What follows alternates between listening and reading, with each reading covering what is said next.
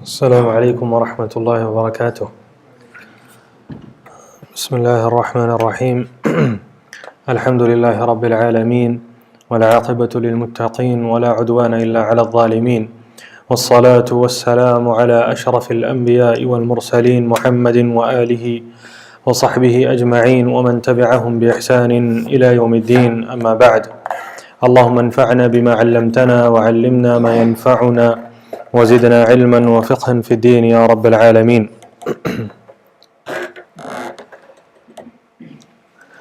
Alhamdulillah, we're in our penultimate session, inshallah.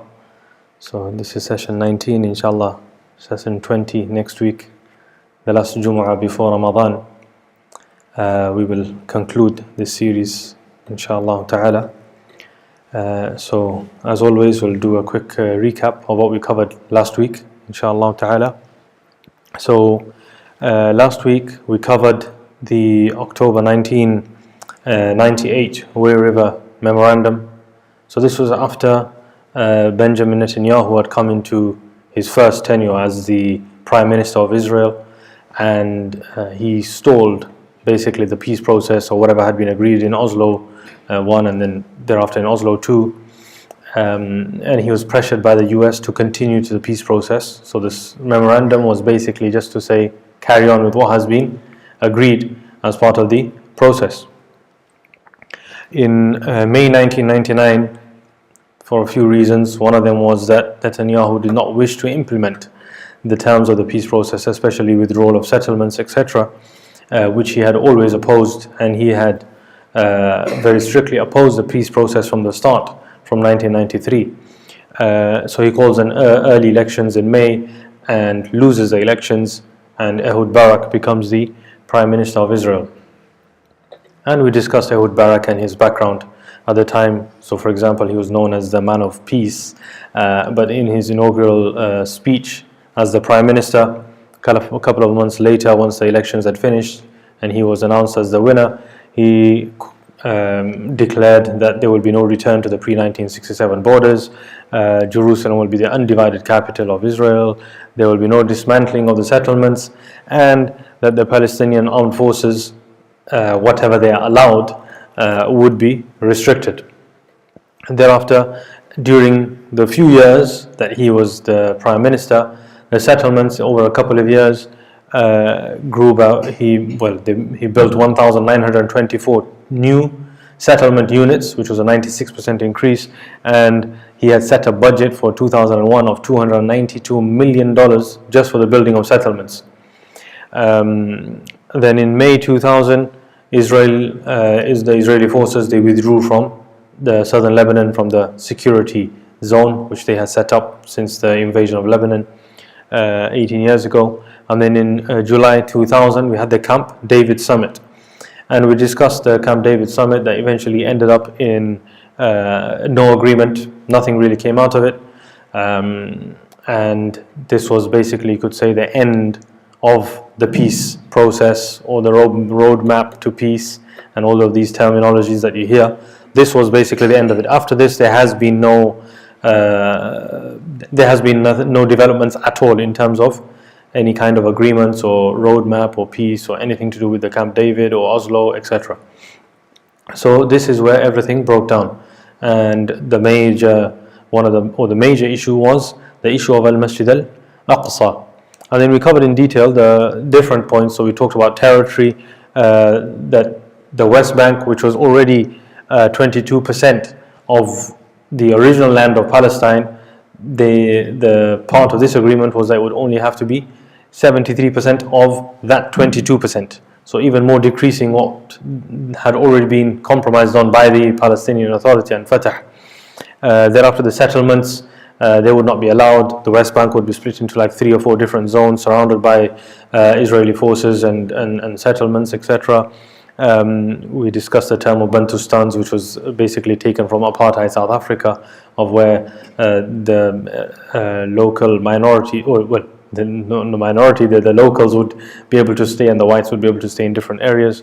Then East Jerusalem, we discussed how the Israeli offer was to split it up, the city of Al-Quds, into different areas. The east of Al-Quds, which was actually smaller than the area which would be controlled by the Israelis, would include Al-Masjid Al-Aqsa. However, it would have the Palestinians would have custodianship, but not sovereignty over the masjid. And we discussed this in detail, and we discussed other terms with regards to there would be no right of return of the refugees, and the security would be in charge. Israel would be in charge of all security, whether it be in the West Bank, whether it be in Gaza, etc. Anyway, this was refused by Yasser Arafat, as it was not something that he could in any way agree upon. And so after that, we had on the 28th of September 2000, so in the same year, Sharon, who's the opposition leader, he violates Al-Masjid Al-Aqsa. He comes in with hundreds, up to 1,000 IDF troops, and comes all the way walking into by the Buraq wall and the lands and the grounds of Al-Masjid Al-Aqsa. Obviously this ends up with protests the day after, on the 29th, where the Palestinians protest against this, leading to the start of Intifadat Al-Aqsa, or the Al-Aqsa Intifada, an uprising against the occupation of the Israeli government. And violence erupts. It basically ends up in what you could call it a full-scale war between the Palestinians and the Israeli forces and the Israeli government. And we discussed this in detail, the Israeli attacks, whether it were they used every single form of attack, whether it be tear gas to initially, or rubber bullets as you would use in riots, or shooting live bullets at people, youngsters who are throwing stones, or protesters who are throwing stones, including old men and old women and children, all the way to using helicopter gunships and bombing with F-16 fighter jets and planes. So they used every single weapon that was in the arsenal to quash the uprising. Obviously, on the other side, the Palestinians had developed weapons, etc., and so they were using them against the Israeli forces. One of the biggest impacts that they had in terms of the attacks against the Israeli forces that the Palestinian resistance used were, at that time, they first started using rockets. So rockets were shot from Gaza towards areas of what was the area of the state of Israel, and also there were bomb attacks that were carried out, and we've said at the end that about approximately 1,000 Israelis were killed during the period of the second Intifada.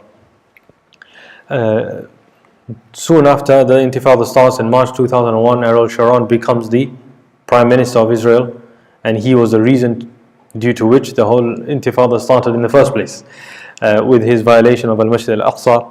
The following year, on the 29th of March 2002, you have Yasser Arafat is besieged in the compound by the Israeli forces. He's not allowed in, he's not allowed out, with leaders of a few other groups, including the leader of the PFLP, who is eventually killed in 2001, Abu Ali Mustafa, and this was a very famous leader and popular leader of one of the Palestinian resistance groups, the PFLP, and thereafter they have their armed wing is named after Abu Ali Mustafa. It's called the Abu Ali Mustafa Brigades, and they continue to work mainly in Gaza against the Israeli occupation. Thereafter, 1 year later, Yasser Arafat resigns as the Prime Minister of or the President of the Palestinian Authority. Mahmoud Abbas takes his place. He resigns. There's a temporary Prime Minister. Thereafter, they have quick elections. He then becomes a president again. So Mahmoud Abbas becomes the president of the PA. And then you have Yasser Arafat becoming sick, and thereafter he is flown to Paris from Gaza. So after the Oslo peace process, we said that he had resided in Gaza. So he's flown from his compound in Gaza, out of Gaza. Thereafter he's taken to Paris, and he dies in Paris on the 11th of November 2004. Accusations or fingers are pointed at Israeli intelligence, possibly, who have maybe poisoned him due to some of the statements that they had made previously with regards to removing Arafat as the obstacle, because he was the one who did not sign the final agreement which they had offered at the Camp David summit in 2000, which we covered. So today we'll just briefly go through the casualties and the impact of the Intifadat al-Aqsa, or the Al-Aqsa Intifada, on the Palestinians. So 3,334 Palestinians are documented. Obviously the numbers slightly differ based on the sources, but this is approximately the number which is close to all the figures that have been narrated or reported. So 3,334 Palestinians were killed. We have over 52,000 Palestinians injured. Schools, 850 schools are shelled. Number of schools are taken as military points by the Israeli military. About 25 schools or more. Some schools are used as prisons, where they imprison Palestinians who they've captured or arrested. At checkpoints, 73 Palestinians are killed at checkpoints, which Israel has put all throughout the West Bank and Gaza. It's very difficult, as we mentioned last week. It was very difficult for the Palestinians to move from anywhere to one town, and half an hour journey would take half a day. At checkpoints, there were 9 stillbirths. 43 births took place at checkpoints because of the delay and the Israelis not allowing the Palestinians to pass. So 43 mothers gave birth at the checkpoint. The checkpoint data is only over a period of 2 years, not the whole Intifada. That's only the period of 2 years. The data was not available for the other years. Arrests and detentions. They arrested over 28,000 Palestinians in this period. They attacked 409 ambulances. Journalists, 14 killed, of which 2 were international journalists. 12 Palestinian, 2 international, and over 470 journalists are injured. Homes, you have 12,099 homes demolished, completely demolished. You have residential units that over 36,380 damaged, some of them severely damaged, some of them slightly less, but in any case they're all damaged. Land, 6,500 hectares of land are destroyed. So you can see that the destruction was very widespread, and that's in addition to all of the economical cost of millions and millions of dollars that would have been caused to Palestinians and Palestinian properties and businesses. So this was the Al-Aqsa Intifada. During this period, the Israeli authorities carried out systematic assassinations of senior figures. So we mentioned already Abu Ali Mustafa, who was in the compound with Yasser Arafat, and he was killed at that point. Once Yasser Arafat agreed that Abu Ali Mustafa must leave the compound so that the Israelis will break the stranglehold or siege around his compound, and the Israeli forces killed Abu Ali Mustafa. However, after that, on the 22nd of July 2002, the Israeli forces killed Salah Shahada. Now Salah Shahada, he was one of the most senior leaders of the Islamic resistance movement Hamas from the days of its founding in the 1980s. He was very actively involved in everything that took place, from the organizing, etc., of the first Intifada, and throughout all the way until the organization of the second Intifada. On the 22nd of July, the Israeli forces, they flew over a jet and they dropped a 1-ton bomb on his home in the middle of Gaza city, in one of the neighborhoods of the city of Gaza. And as we all are aware, that Gaza is a very densely populated area, and we've been seeing over the last so many months. By that time, when they dropped this bomb to kill one man, they destroyed 8 homes, completely flattened 8 homes, and damaged 29. They killed 15 people, including 7 children, and over 150 were wounded. And he had been one of the senior leaders of Al-Qasim since 1996. And Israel at that time, they claimed that they had carried out a very successful assassination attempt. There was an international outcry from human rights organizations, etc., because of the amount of damage and the amount of civilian casualties. However, the director of the Israeli Air Force, for example, at the time he made a statement and he said that the operation which we have carried out, he was out of the country at the time, and he said to addressing the pilots of the Israeli Air Force, of the IAF, that you do not need to worry at all about what you have done. The decision was not made by you, the target was not selected by you, and the order was not given by you. So you don't need to worry about what you did. The person who gave the order has to worry, and I am the one who gave the order, and I have no guilty conscience at all whatsoever. So if I'm not worrying, there's no need at all for you to worry. He was asked in an interview that what do you feel when you're dropping a bomb on these people? He said, well, to be honest, when I press the button, there's a little bump in the plane when the bomb drops, and that's all I feel, nothing else. And that was his response to how do you feel of killing children and women and innocent people. Thereafter, on the 22nd of March 2004, we have the assassination of Sheikh Ahmed Yassin. Obviously, we've covered the life of Sheikh Ahmed Yassin. So Sheikh Ahmed Yassin, once he was released from prison, we discussed that in the prison exchange with after the poisoning of Khalid Mish'al. He obviously took on the role again of leading the political activities of Hamas, the Islamic resistance movement, and these continued. He gave a number of interviews, etc., many interviews during this period from 97 all the way till 2004. He explained the viewpoint of the movement, what they want, what they're looking for, etc. And during this period, he put forward a number of suggestions in order for there to be a cessation of hostilities, or what he called a long-term truce. And what his proposal was that because of the situation that we are in at the moment, then the Islamic resistance movement as well as the rest of the armed resistance are willing to sign a long-term truce with the Israeli government based on the 1967 borders. We will not recognize the state of Israel. This was his statement, that they will not recognize the state of Israel. They will not recognize the state of Israel.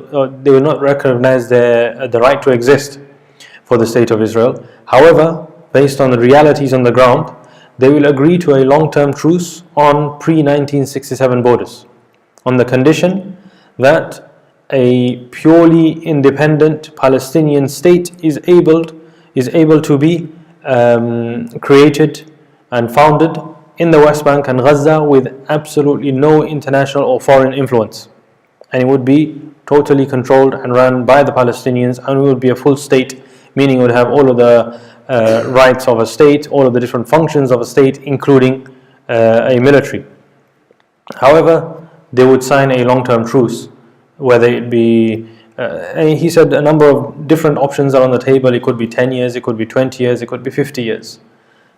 And we can sign a long-term truce so that at the moment at least we can settle down in terms of the current situation, and then without recognition of Israel as a state, and thereafter the future generations can then decide how they want to take the issue forward once the issue or the truce nears its end. However, these were rejected by the Israeli government. Obviously, they were rejected by the US, etc., and any kind of peace negotiators. He made an offer not long before his assassination, similar offer, same thing, long-term truce, etc., but these were never taken into consideration. He clarified the issues that are mentioned in the Hamas charter, etc., without going into the details, but he explained all of the issues. Whilst he was in prison, before prison, after prison, he also explained that as a resistance, they don't have an issue with Jews, because Jews were living there for decades and centuries, long before while Muslims were there. They never had an issue with the Jews. The issue was with the occupation. The issue is with the occupation, not with Jews. And the issues and the violence, etc., will stop once the occupation ceases to exist. As long as the occupation is there, then the resistance will remain. The resistance will only cease to exist once the occupation ceases to exist. And he clarified these points in many interviews. Anyway, so on the 22nd of March 2004, Sheikh Ahmed Yassin, after the Fajr Salah, he is obviously in his wheelchair. As we said, he was quadriplegic and unable to move his arms, unable to move his legs. So he was being pushed in his wheelchair, and his house was about 100 meters away from the masjid. And he used to take the same route after the Salah of Fajr and be pushed to his home. And the Israeli army, after Fajr, they first flew jets overhead, so they make a lot of noise. And under the cover of this noise, the helicopter came, and he was shot with missiles by the helicopter.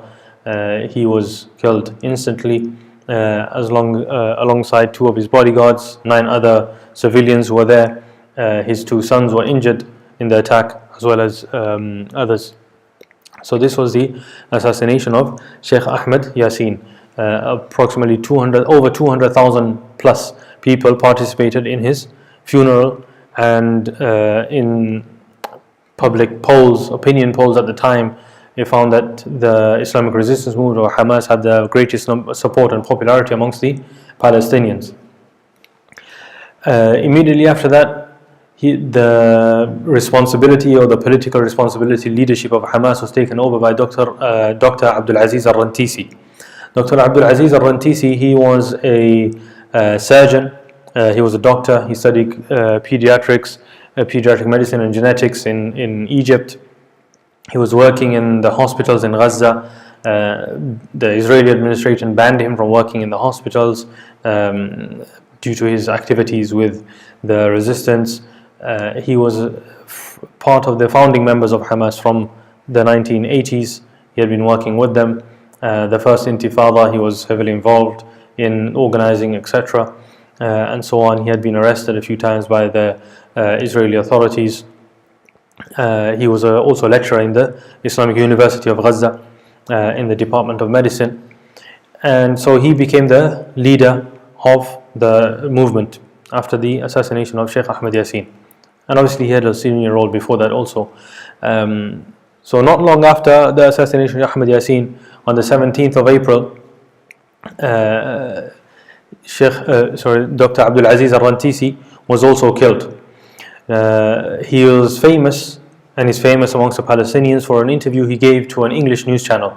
He used to speak English fluently, so he gave an interview it was a walking quick interview to one of the Western news channels, who asked him in English that your statements are very inflammatory with regards to what you are saying with regards to your opposition to the Israeli policies. You're saying that you're going to continue with violent resistance, etc., instead of going down the route of Oslo or coming to some kind of negotiated agreement. You may be assassinated, you may be killed, etc. So he said that there's one life, there's only one death. Everyone has to die. Some people will die by cardiac arrest, or you may die by Apache. I prefer death by Apache.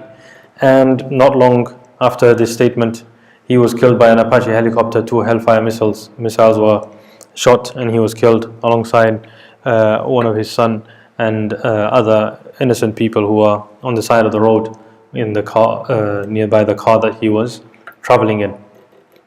So this was Abdul Aziz al-Rantisi. Then in October 2004, on the 1st of October 2004, a senior leader of Al-Qassam, his name was Adnan al-Ghul, and his name hadn't been publicized much until after his assassination, but he was one of the major leaders or the assistants of the leader of the resistance, and he was responsible for, or he was given credit by the resistance for producing the first rocket, the Qassam rocket, which was used by the resistance during the Intifadat al-Aqsa, etc., and the foundation for the rockets that was sent or used by the resistance against Israeli attacks. and to defend themselves against Israeli occupation, or to fight against Israeli occupation. And he was killed again by a rocket attack from a helicopter alongside his assistant Imad Abbas, again in Gaza. So all of these attacks took place in Gaza. All of the ones that we mentioned here, the senior leaders of the resistance were mainly focused in this area.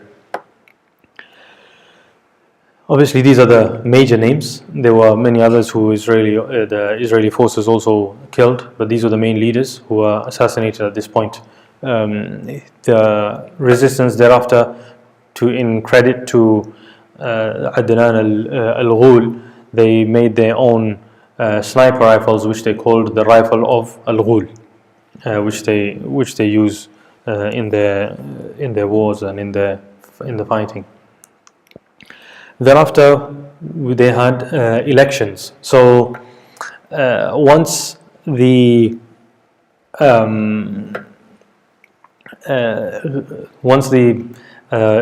Intifada was coming to an end, and the Israeli government, Ariel Sharon, saw that there were issues in Gaza, because the number of Palestinians in Gaza were many.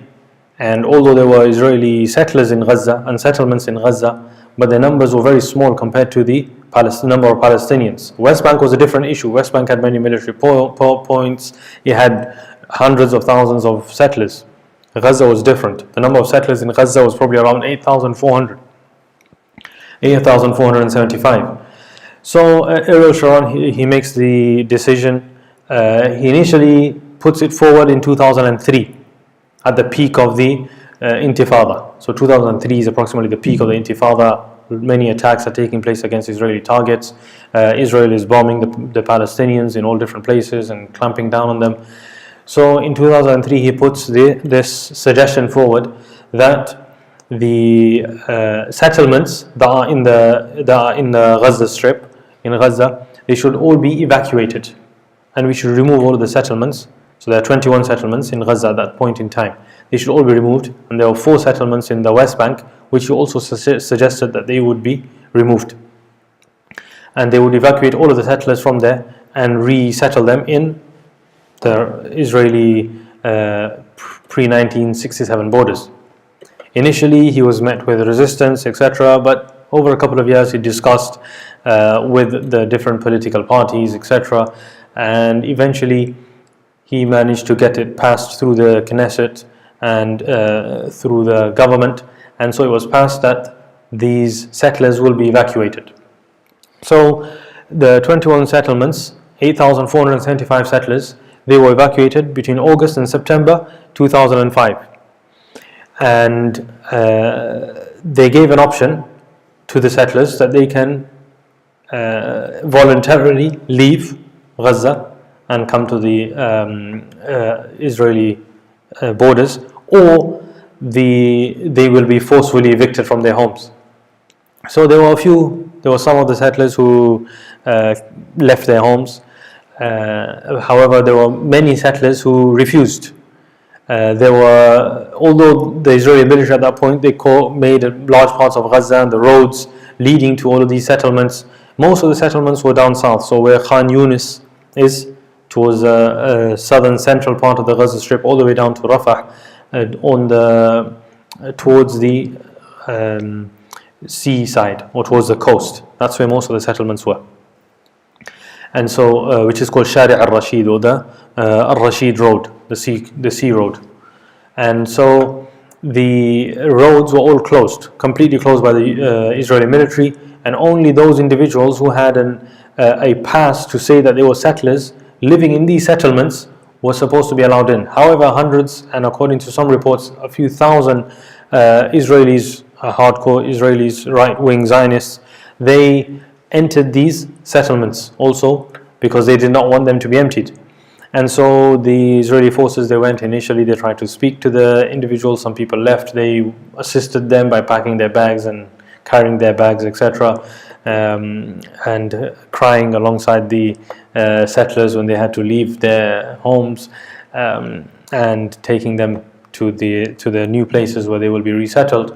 However, in other places, or many of the places, a lot of the residents refused to come out of their homes. In fact, some of the residents took up arms. They took refuge inside synagogues. They went on the roofs of their own homes and threatened to target the Israeli army.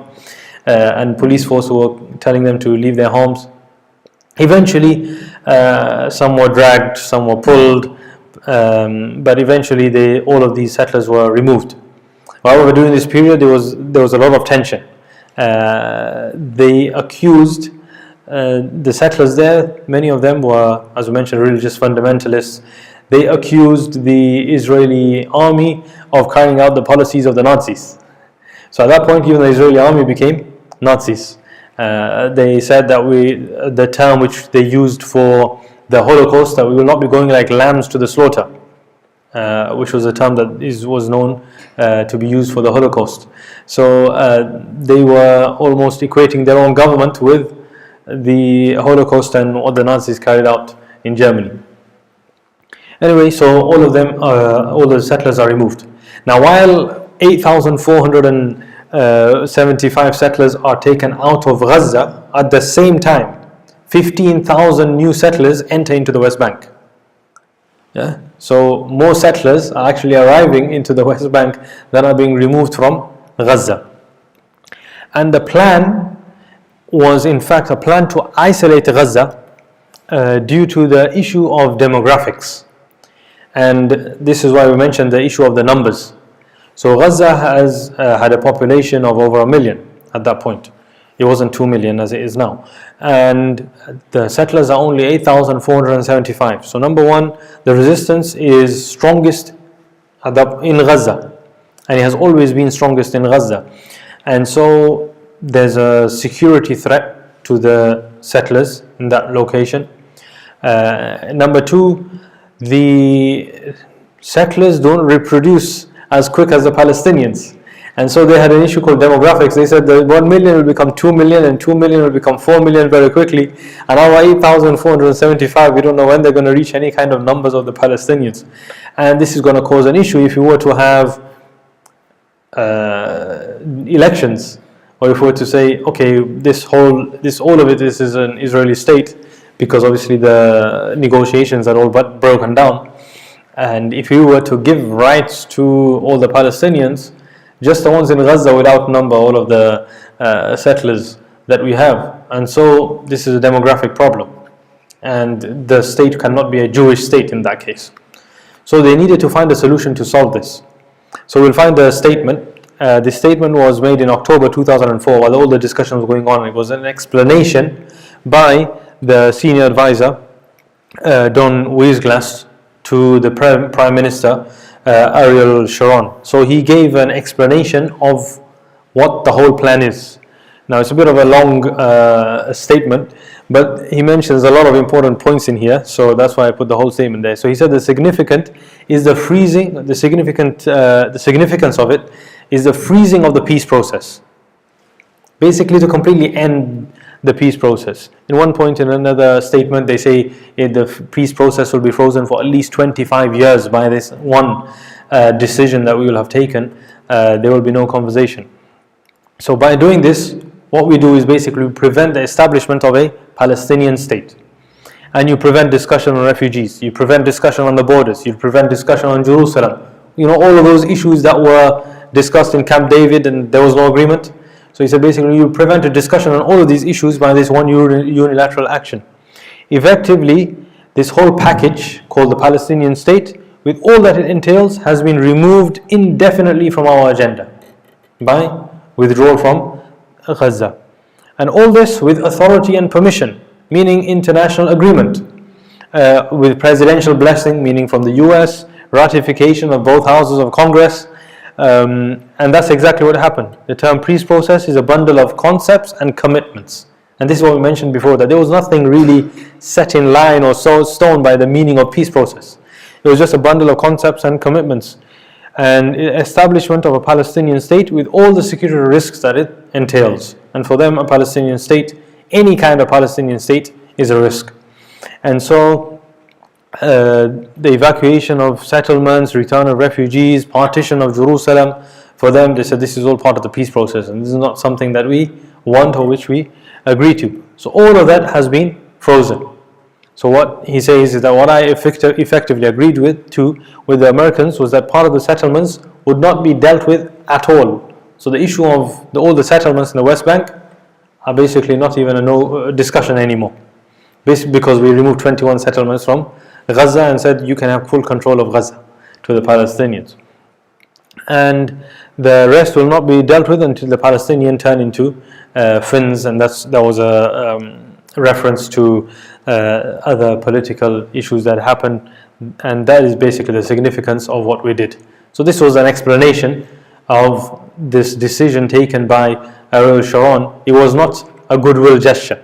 No, in fact it was a ploy to cause trouble to the Palestinians, to make sure to end any kind of peace discussions whatsoever, and effectively to be able to control the Palestinians in sort of like an apartheid area, that the Palestinians can go and live in this strip as long as eventually we can rid them of all weapons and we can control everything that's to do with their life. Also, they'll have total freedom in terms of attacks on the Palestinians in those areas, because there will be no Israelis residing there. So therefore they can bomb and they can attack and they can do military incursions into this area with no issue whatsoever, because now there are no Israeli civilians or Israeli citizens living in this area. And so the bombings intensified, the air raids intensified, the blockade started, where they completely started to control what goes in and out of Gaza. Part of this also included the Philadelphia corridor, and this you will probably have heard heard about this in the last few weeks.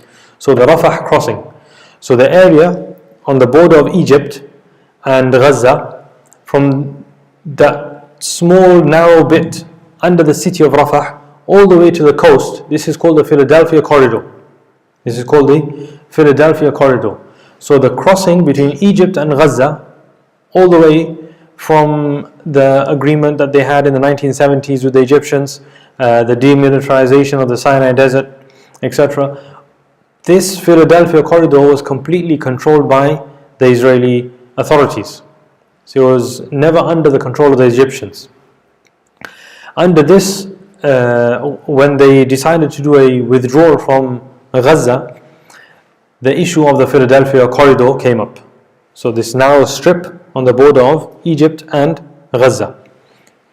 So they said, what shall we do? Initially they said, shall we keep the armed forces on the border and we control the border? However, they were advised by the US advisors and the European advisors that if we were to do that, then that will not be a withdrawal from the Gaza Strip, because that means you're still in there. So you need to come out. So they had negotiations with the Egyptians, and they agreed that the Egyptians could put 700, and they signed the Philadelphia Codes, that they, among the terms was that the Israelis will be able to put now 750 border guards along the Philadelphia corridor, so along the border of Gaza and Egypt. So it's the first time Egyptian forces are allowed into the Sinai Desert, and also they can have heavy weaponry, etc., to stop the Palestinians, to stop the Palestinian resistance. And the whole point was to control the Palestinian resistance and to stop them coming in and out, etc., and making attacks or smuggling weapons, etc. So that was the whole point of the agreement of the Philadelphia Accords between Egypt and Israel. And so this is when the Egyptian border guards come into this area. Until this point, there are no Egyptian military personnel. And then the crossing is handed over to the Egyptians. However, at the crossing remains international inspectors. They also remain Israeli inspectors and also Palestinian Authority PA inspectors. So these forces remain on the Egyptian side of the border. The Palestinian authorities, obviously they remain on the Palestinian side, but the other forces, they remain on the Egyptian side of the border. So it's not just Egyptian forces. You have Israeli forces as well as international forces, European forces, etc., on the Egyptian side of the Rafah crossing. And this is all part of the Philadelphia Accord.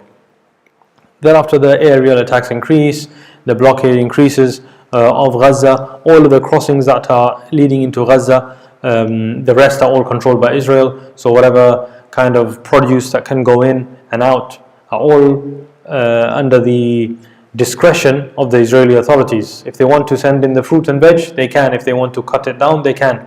And so on with regards to water, etc. The settlements that had been built by the Israeli settlers in the Gaza Strip, they were all demolished. So they demolished all of the structures. They demolished their homes, they demolished their synagogues, their buildings. They demolished everything that was there so that Palestinians cannot benefit from these homes that they have built. So they were all completely demolished, all razed to the ground. Thereafter, there was international pressure on the Palestinians.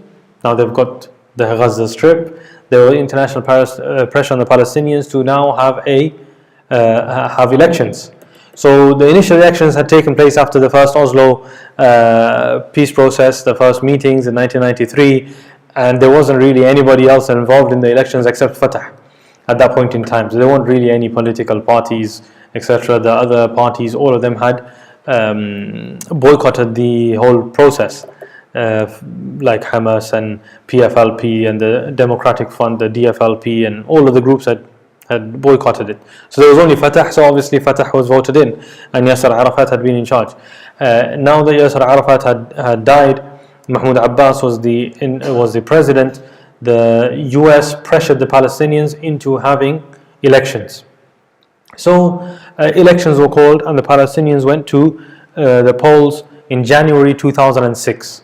In January 2006. So the pressure started in 2005. They organized all the polls, etc. They went to the polls in January 2006. There was a few delays because of negotiations with the Israeli authorities of whether the Palestinians in East Jerusalem will be allowed to vote or not to vote, because that's under total Israeli control, etc.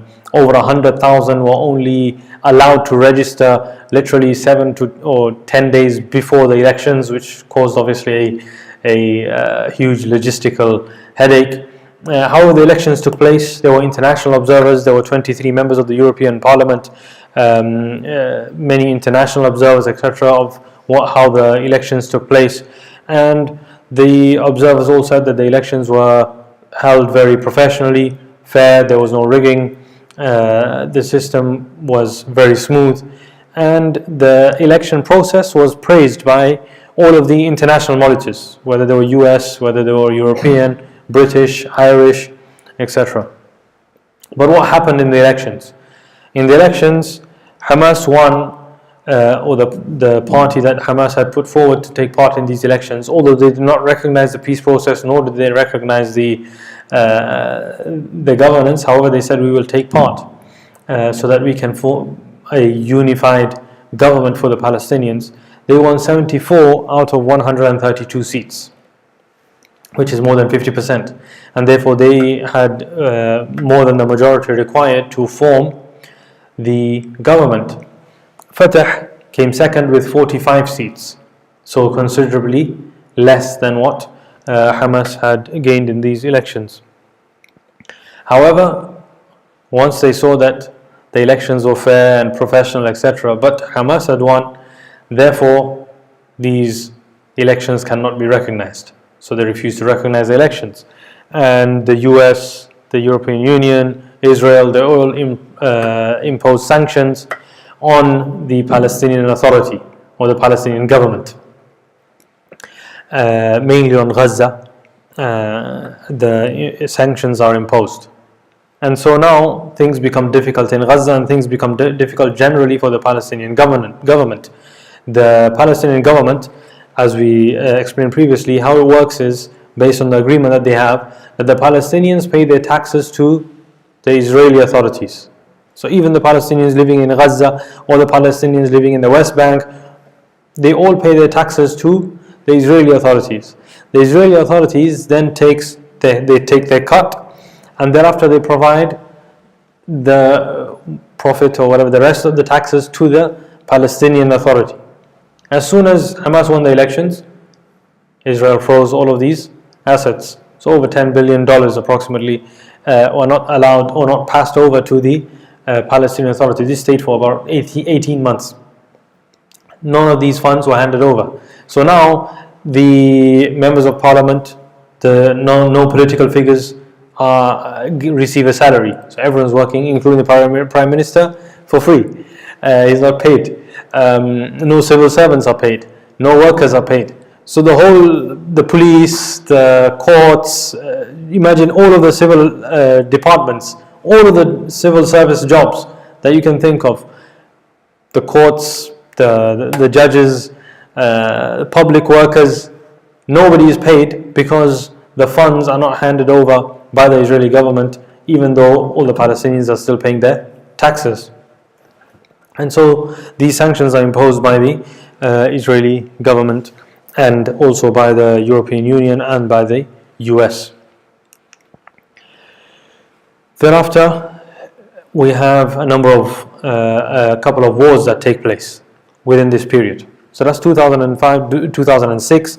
Then in 2006, we have the assassination by Israel of Jamal Abu Samhadana. Now, Jamal was appointed by the government, the new government. So the head of the government was Ismail Haniyeh, who is currently the leader of Hamas, the political leader of Hamas in Qatar. So he at that point was in Gaza, he was living in Gaza, and he was chosen to be the prime minister of the Palestinian government. Initially, the government, so Ismail Haniyeh, he asked the parties that why don't all the parties take part and form a unity coalition, even though we have the majority to make our own government. But he asked Fatah to join the government, and so it will be a unity government made of all the parties. They refused and said that we will stand in opposition and will be an opposition party. And so he formed a government. As part of the government, he designated an individual named Jamal as head of the internal security, so internal Palestinian security services. And he was given the forces underneath his control who were not specific to do with one specific group. So they weren't Islamic resistance movement or Hamas individuals. They were from the different groups who had allied or supported the Hamas in these elections, and they joined this internal security apparatus, which was internally for Palestinians. And during this period, initially there was no, let's say, back and forth, because once the peace treaty had been signed by Mahmoud Abbas with the Israeli forces to end basically the Intifada, while initially some attacks took place and there was some back and forth, but largely there was a decision taken by the resistance movements that they will not go and attack any Israeli targets. And so there was, you could say, a lull in the hostilities between the two sides. However, Israel, they just went and they attacked or assassinated the head of the internal security that had been appointed by the government.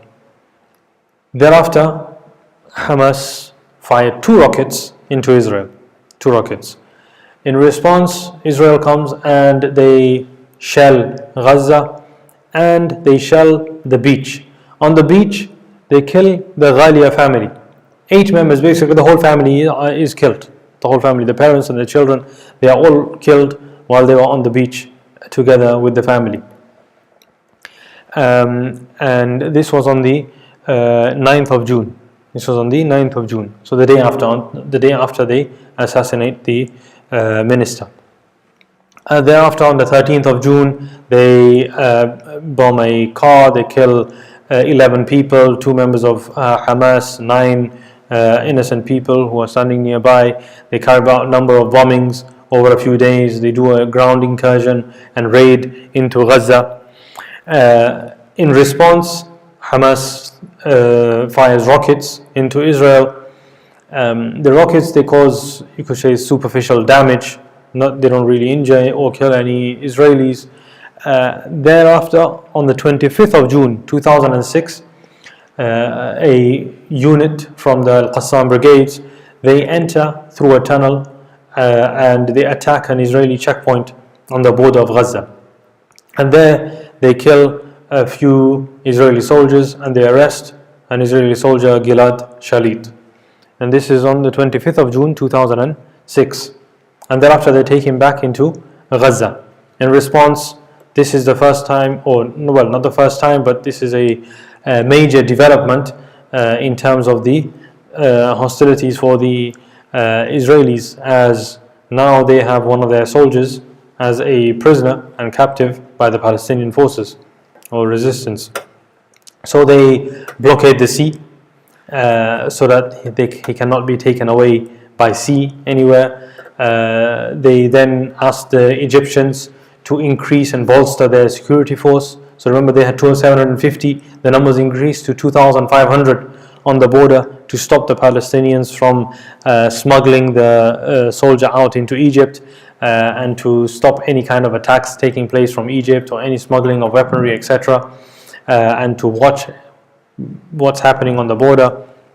And then on the 28th of June, the Israeli government declares an Operation Summer Rains. And this lasts all the way to November. It lasts to November, so 4 months. It was approximately 4 months, 4 weeks and 1 day. But the whole purpose was the declared purpose of this operation was to stop rocket attacks and to rescue the soldier Gilad Shalit. In this period, 11 Israelis are killed and 416 Palestinians are killed. And obviously there are hundreds and thousands of Palestinians who are injured during this same period.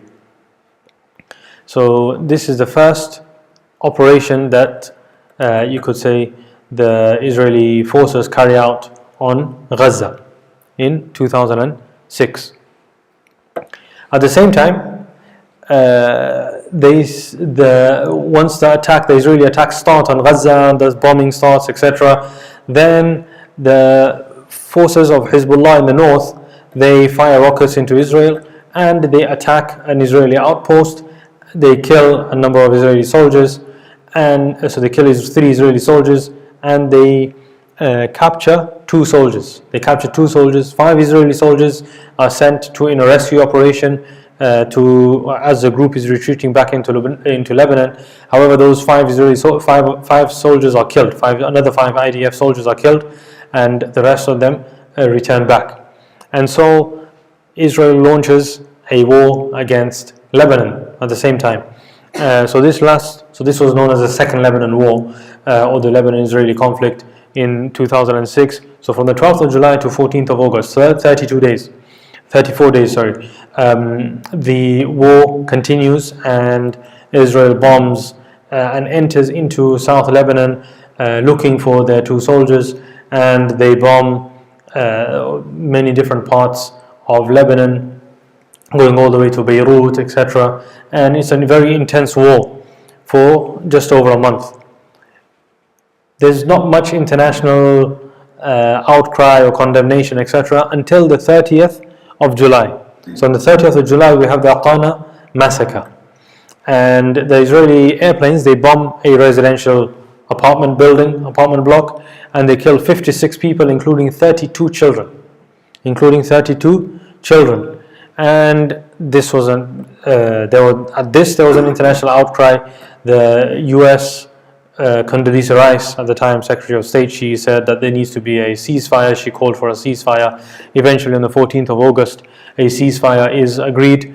However, the number of killed in this attack on Lebanon was over 1,100. Reports say about 1,192, 98, maybe 1,200. Some reports say 1,300 Lebanese were killed, and over 1 million were displaced. And it was known, according to a number of historians, including professors at the University of Chicago, who had made statements that the Israeli forces had actually been planning an operation against Hezbollah for months. They were just looking for an excuse to go and attack. However, they were not able to free their 2 soldiers from Hezbollah. Eventually, they through negotiations, through third parties, they agreed on a prisoner exchange. A number of prisoners were exchanged for those 2 soldiers. However, those 2 soldiers had already been killed, so the bodies were returned back to Israel, and Israel released a number of Lebanese prisoners in that exchange. So these were the 2 wars that took place in 2006: Operation Submarines and then the Israel-Lebanon war. Thereafter, we have the Palestinian government. So obviously, the Palestinian government was voted in, but what's happening at this time with regards to the Palestinian government? And this is quite significant. So when we have the government voted in, Ismail Haniyeh as the prime minister, and he appoints the cabinet, etc., and all the ministers, the quartet, who are US, Russia, the UN, and the EU, they set a number of demands so that they can work with this government. Now, the whole purpose of this demand is that they set such terms that they know that Hamas will not accept these terms. They will not accept these terms. The first thing is they need to recognize the state of Israel to live with peace and security. They need to recognize and agree to the roadmap. They need to implement and put into action all of those agreements that have been made before as part of the Oslo peace plan, etc., and the different summits that have taken place. And they must commit to no violence. Now, obviously, the points that they have put into place, Oslo peace process, etc., the roadmap, recognizing Israel, these are all no-go areas. So they basically put in all of those points which they knew that the Hamas government was not going to agree at all. And so that would give them a reason to not help the Palestinian Authority and put sanctions on them. And so they did not recognize the government. Mahmoud Abbas, who's the president, he has a number of presidential powers as per the Palestinian constitution. And so what he did was he took over a number of administrative powers. And he took those powers away from the government that had been elected. So he can unilaterally now, by himself, decide what he wants to do in certain in administrative matters. Also, he had the presidential guard. When at the time of the elections, the presidential guard numbered 90. Once Hamas was elected and the quartet said something needs to be done, the numbers went up to 1,000. From 90 to 1,000. That's his personal guard. And the quartet attempted to undermine the Palestinian government that has been elected. And so they asked Abbas initially that fire Ismail Haniyeh, fire the Prime Minister and the government, and then hold new elections. But that would not have been suitable, because if he had fired the government, called new elections, most likely Hamas would have won again and probably taken more seats than they had in the previous elections. So that wouldn't solve the problem. So that's why they then suggested a number of different options, which was supporting him in terms of taking administrative powers, and so taking those matters into his own hands, thereafter building his force, the presidential guard, so that they can do a coup basically and overthrow the government, put some pressure on the Hamas government in terms of financially, in terms of the Palestinians, etc. So there was an international plan to totally to change the government. So we have the US, Egypt, Jordan, Turkey and Israel providing anti-terror training to the presidential guard and Fatah fighters at this point in time, so that they can get rid of the Hamas voted government. So we have US, Egypt, Jordan, Turkey and Israel providing this training.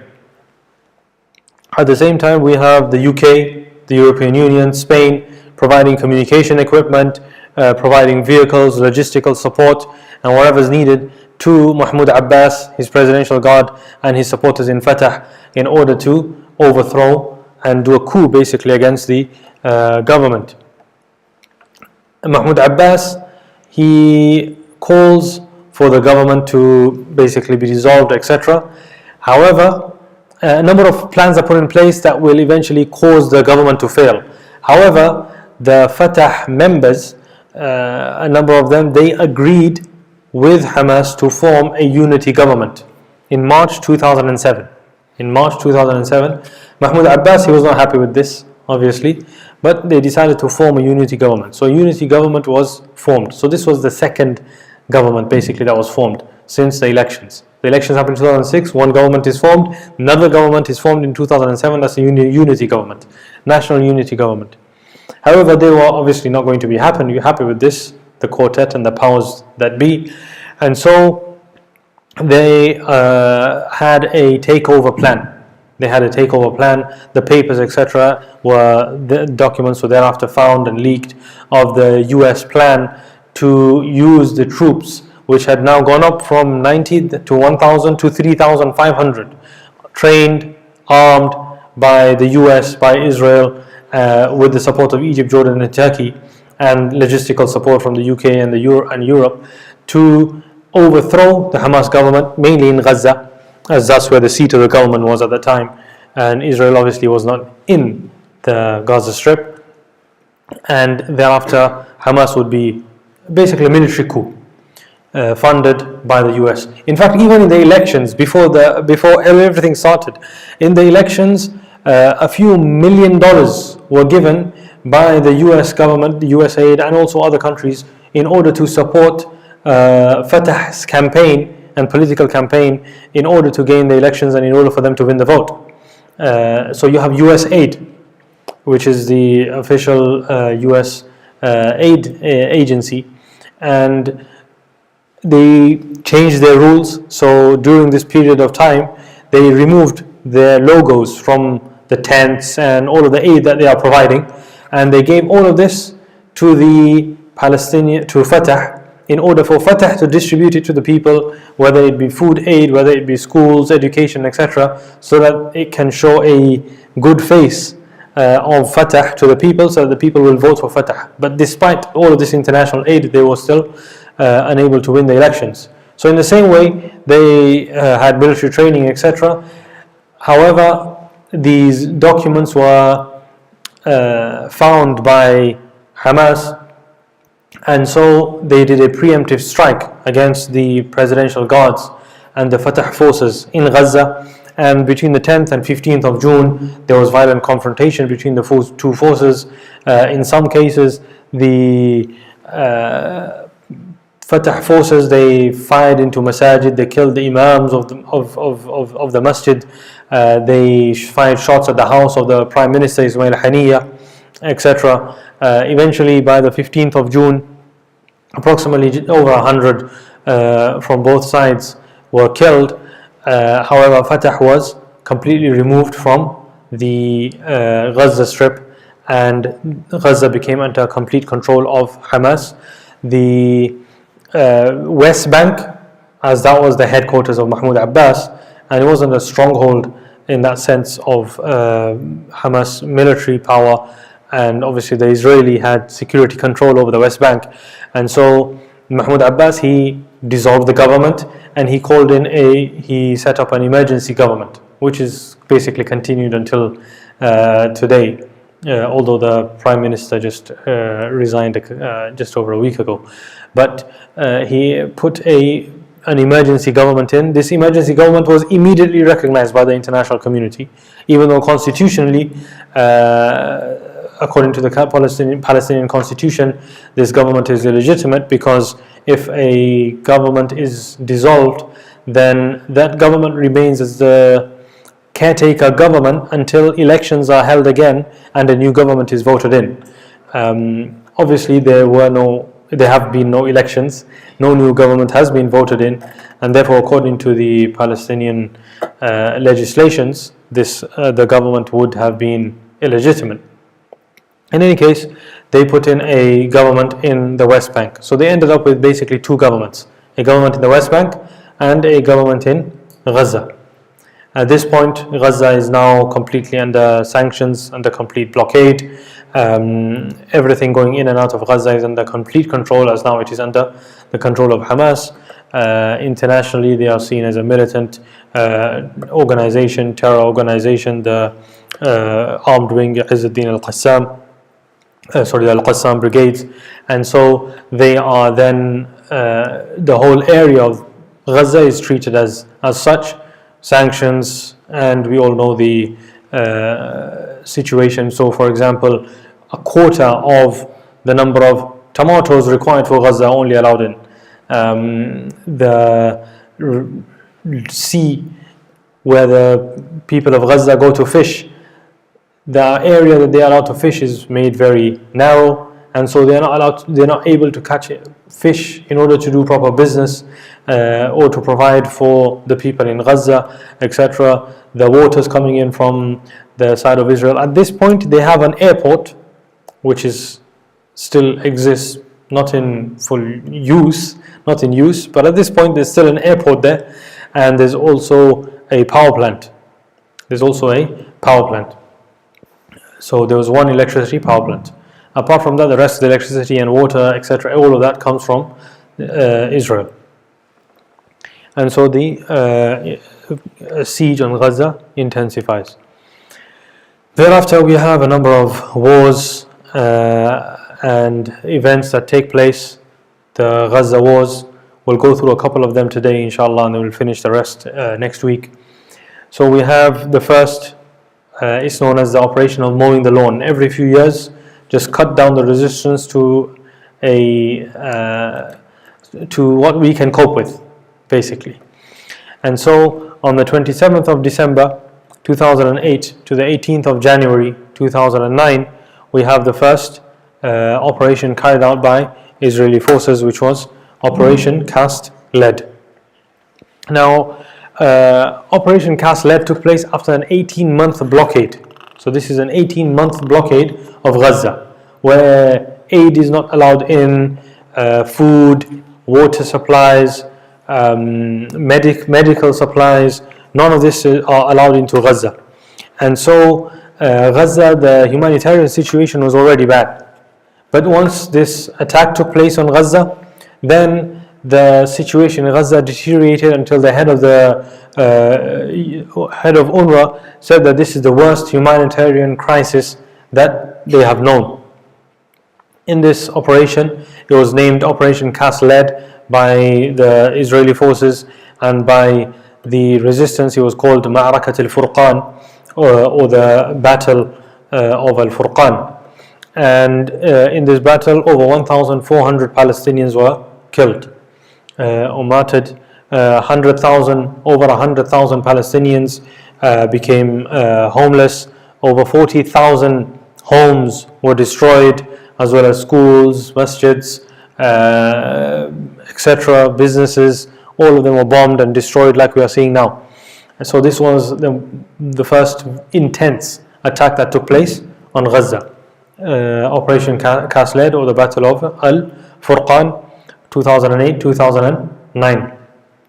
And as part of this operation, on the 1st of January, Israel carried out an assassination of one of the leaders of Hamas. And so after Sheikh Ahmed Yassin, in terms of religious affairs, an individual named Sheikh Nizar Rayyan had basically become the religious leader of Hamas and the Islamic resistance movement. And he had studied in a number of international universities. He had a number of books written on the commentary of Sahih Muslim, etc. And he was well known amongst scholars internationally. However, he was also one of the leaders of Hamas in this time. So on the 1st of January, the Israeli forces bombed his home. They bombed his home, and this time they dropped on his house a 2,000-pound bomb on his home.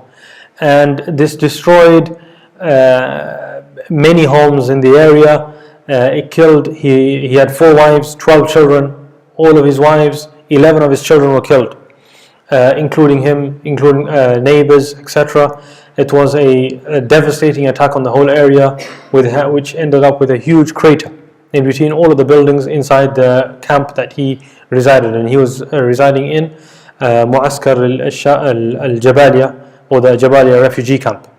And so they bombed the refugee camp, which has, as we all know, a dense population, and there was international condemnation again of this attack. Israel accused him of using human shields to protect himself, as always, so he was killed. He was survived by one son, who is still alive. His son's name is Bilal Nizar Rayyan. However, he lost 11 of his siblings, as well as his father's 4 wives, including his mother. He was the sole survivor of this attack. Thereafter, he wrote a number of letters with regards, or statements with regards to his father's wives and his siblings, and he describes each one, his mother, and he describes each one of his father's wives and his relationship with them, as well as his relationship with each one of his siblings. And there's an image of him being carried unconscious, but being carried out alive from the rubble of the attack that took place. At the same time, there was the BBC, for example. The UK government called for aid for the Palestinians in Gaza. So the DEC, the Disaster Emergency Relief Committee, they called they were gathering aid. The BBC decided to air an ad of the DEC to collect funds. There was condemnation by the Israeli government, and so the BBC had to apologize, and they pulled the ad to collect aid that was going to the UK government vetted aid agencies. However, the Disasters Emergency Committee appeal would breach BBC impartiality guidelines, and so the ad was pulled. And this was in addition to all of the other incidents that took place during this attack by the Israeli forces. Thereafter, an agreement was reached. Obviously, at the same time, the Palestinians were able to, the resistance was fired a number of rockets into Israel, etc. Thereafter, on the 31st of May 2010, so a ceasefire is agreed. On the 18th of January, there will be cessation of rockets or attacks from both sides, and it's a tender, you could say, situation. Sometimes there is sporadic rocket fire this way, a few shelling, bombing this side, etc. However, on the 31st of May 2010, because the blockade continued, we have the Mavi Marmara flotilla. So these are 6 aid ships, or peacekeeper ships, that set out from Turkey to break the blockade of Gaza. And so they were planning to go by sea from the Mediterranean and enter to the port of Gaza. In Operation Cast Lead, just before we finished, in this operation, the airport that still existed, even though it was not in use, that was destroyed by Israeli bombing, as well as the only power plant, the electricity plant that was in Gaza, was also destroyed by the Israeli forces. Coming back to the flotilla. So the 6 aid ships, they set out from Turkey in order to break the blockade on Gaza by sea. However, on the 31st of May, the Israeli Navy, by ship and by helicopter, they board, and many of you probably, if you may recall the images of Israeli commandos landing on this ship, which is all international peacekeepers or activists or aid workers. 9 Turkish activists on the ship are killed. A number of others are wounded. The rest of them or the members on the ship of the Mavi Marmara are taken to Israeli mainland. They are arrested, or they are held in prisons or cells for a while. Until then, they are released, sent back to their countries. For example, Ismail Adam Patel from Leicester, he was also on the Mavi Marmara, and he came back. He gave a witness statement on what took place whilst he was there, and the whole incident, and his experience. etc. Obviously, there was a huge international backlash. These were unarmed international peace activists, similar to what took place in 2003 during the Al-Aqsa Intifada, where the US activist Rachel Corrie was bulldozed, where she was standing in front of the Israeli bulldozer to stop it from destroying a Palestinian home in Rafah, in Gaza, and the Israeli bulldozer driver, army officer, just bulldozed the American citizen. So again, these were international peace activists. It was international condemnation. But it wasn't until 2013 March that the Israeli government apologized and then paid some compensation to the families of those who were killed in this raid that took place. Thereafter, we have on the 18th of October 2011.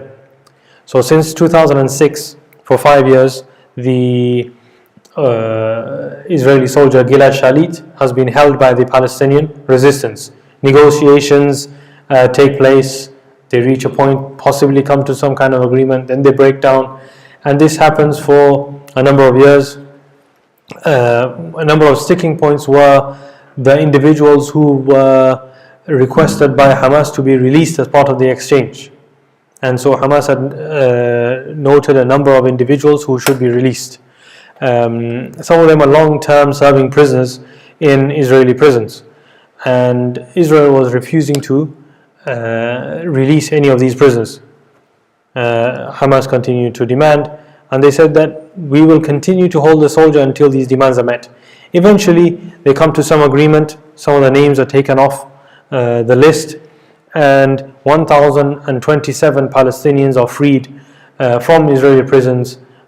So approximately 1/8 of the Palestinian prison population. So they had approximately at that time 8,000 Palestinian prisons. So 1,027 are released. The women, children, and a number of other individuals who had been arrested for quite a while in the Israeli prisons. Some of them who were released into Gaza. A few of them were released into the West Bank, while a number of senior figures who were regarded as senior figures within Hamas or the Islamic resistance movement, they were sent out of the country into exile. Some went to Turkey or Lebanon, and some went to Qatar, and which is where they reside until today. And that was called by the Palestinians or by the resistance movement. It was called Safqat Wafa al-Ahrar, meaning the exchange of Wafa al-Ahrar. Wafa means to show. What's the word in English? To show loyalty to the free, and so in showing loyalty to the free. It was called the exchange of loyalty to the free, and so the 1,027 Palestinian prisoners were exchanged. Thereafter, on the 14th to the 21st of November, again the Israeli forces, they carry out another attack in 2012. This time they called it Pillar of Defense or Pillar of Defense. The resistance called it Ma'rakat Hijaratan min Sijil, taken from Surah Al-Fil. The battle of the stones or the small stones of clay, and this again took place this was a 1 week incursion or 1 week operation by the Israeli forces. This didn't last as long as the other operations. Initially, at the beginning of November, Israel escalated their attacks on Palestinians. They entered into the territory in Gaza. They carried out a raid. They came back. They then arrested they killed a Palestinian in Gaza who was inside his land in Gaza, but they shot him from the Israeli side when he was just near the border, but still within the land of Gaza. They bombed on the 6th of November. They bombed Gaza. They damaged the masjid, the water tower. On the 10th of November, in Shuja'iyya, they again bombed a number of civilians. They hit a sports stadium where some people were playing football. And then obviously the Palestinians, they responded with rocket attacks to the Israeli attacks. So then Israel then launched Operation Pillar of Defense to defend themselves against these rocket attacks. And the world said that Israel has the right to self-defense and the right to defend itself. And in this period, 160 Palestinians were killed. It was claimed that 105 were civilians and 55 were members of the different armed groups.